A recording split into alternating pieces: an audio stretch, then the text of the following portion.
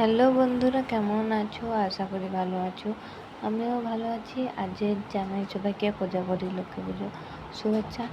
সবার বাড়িতে আজ লক্ষ্মী পুজো, আর আমাদের বাড়িতেও লক্ষ্মী পুজো হবে। দেখো, আমাদের ঠাকুর মন্দিরটা একটু দেখিয়ে দিলাম তোমাদের। এইটাই হচ্ছে আর মধ্যে, আর আমাদের লক্ষ্মী প্রতিমা দেখো কত সুন্দর মুখটা, তাই না?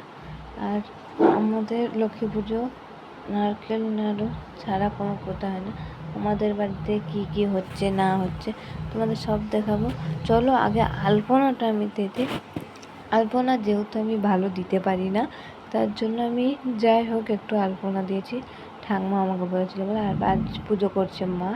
চলো আলপনাটা আমি চট করে দিই।